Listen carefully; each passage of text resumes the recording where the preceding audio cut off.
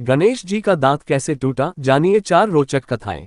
भाद्रपद के शुक्ल पक्ष की चतुर्थी से लेकर चतुर्दशी तक भगवान गणेश जी का जन्मोत्सव मनाया जाता है।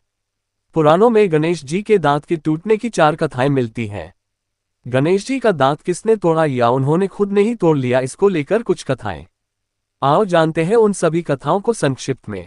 1. पहली कथा भविष्य पुराण के अनुसार है।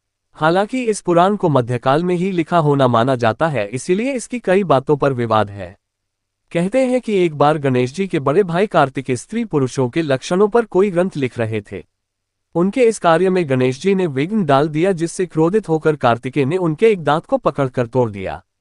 फिर कार्तिकेय ने शिवजी के कहने पर वह दांत वापस गणेश जी को दिया और कहा कि इस दांत को तुम अपने से अलग करोगे तो भस्म हो जाओगे। ये कथा संभवतः भविष्य पुराण के चतुर्थी कल्प में। 2. दूसरी कथा हमें गशेन पुराण के चतुर्थ खंड में मिलती है कि एक बार शिव जी की तरह ही गणेश जी ने कैलाश पर्वत पर जाने से परशुराम जी को रोक दिया था। उस समय परशुमरा कर्तवीर्य अर्जुन का वध करके कैलाश पर शिव के दर्शन की अभिलाषा से गए हुए थे। वे शिव के परम भक्त थे। गणेश जी के रोकने पर परशुराम जी गणेश जी से युद्ध करने लगे। गणेश जी ने उन्हें धूल चटा दी, तब मजबूर होकर उन्होंने शिव के दिए हुए फरसे का उन पर प्रयोग किया, जिसके चलते गणेश जी का बायां दांत टूट गया।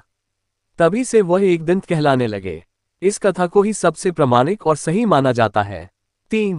तीसरी कथानुसार कहते हैं कि एक बार गजमुखासुर नामक असुर को वरदान प्राप्त था कि वह किसी भी अस्त्र शस्त्र से नहीं मारा जा सकता।